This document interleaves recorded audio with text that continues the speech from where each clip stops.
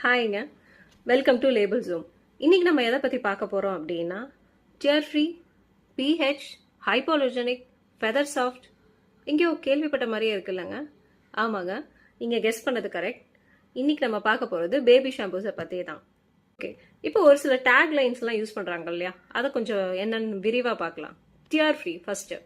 Dear free அப்படின்னா அது ஒன்றும் ஒரு பெரிய மேஜிக்லாம் கிடையாதுங்க. It's just a chemistry which is done very gentle. சரிங்களா? அதே மாதிரி இந்த டியர் ஃப்ரீங்கிறது பேரண்ட்ஸ்க்கும் பொருந்தும் போல. ஏன் அப்படின்னா, இந்த பின்னாடி இருக்கிற இன்கிரீடியன்ஸை நம்ம பார்க்காத வரைக்கும் நம்ம கண்ணிலையும் கண்ணீர் வராமல் இருக்கும் இல்லையா? அதுக்காக தான் இந்த டியர் ஃப்ரீ பேரண்ட்ஸ்க்கும் பொருந்தும்னு சொல்கிறேன் நான். என்ன அப்படின்னா, ஃபர்ஸ்ட் பார்க்குறது ப்ரிசர்வேட்டிவ்ஸ் பார்க்கலாம். ப்ரிசர்வேட்டிவால ஆக்சுவலாக ப்ரிசர்வேட்டிவ்னா என்ன அப்படின்னா, ஒரு குறிப்பிட்ட பொருள் குறிப்பிட்ட காலம் வரைக்கும் கெடாமல் இருக்கிறதுக்காக யூஸ் பண்ணுற ஒரு கெமிக்கல்.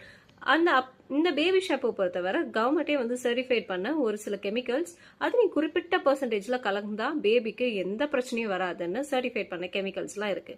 அதையும் தாண்டி நம்ம ஷாம்புனாலே நமக்கு மைண்ட்ல ஒரு பிராண்ட் வருமே, ஞாபகம் இருக்குங்களா? தெரிஞ்சா அது கமெண்ட் பண்ணுங்க. அப்படிப்பட்ட பிராண்ட் என்ன ஆச்சு அப்படின்னா, 2019ல ராஜஸ்தான் ட்ரக் அத்தாரிட்டியால ஒரு கான்ட்ரவர்சியில மாட்டினாங்க. அதுக்கப்புறம் தன்னோட ஷாம்பு ரீடெஸ்ட் காமிச்சு சென்ட்ரல் ட்ரக்ஸ் லேப் அப்படிங்கிறவங்க கிட்ட அனுப்பி தானே வந்து இல்ல அந்த மாதிரி கெமிக்கல் வந்து நாங்க கலக்கல அப்படின்னு சொல்லி தானே ப்ரூவ் பண்ணிக்கிட்டாங்க. அப்படி என்ன கெமிக்கல், அப்படி என்ன கான்ட்ரவர்சி கிரியேட் பண்ற அளவுக்கு அது என்ன கெமிக்கல் அப்படின்னா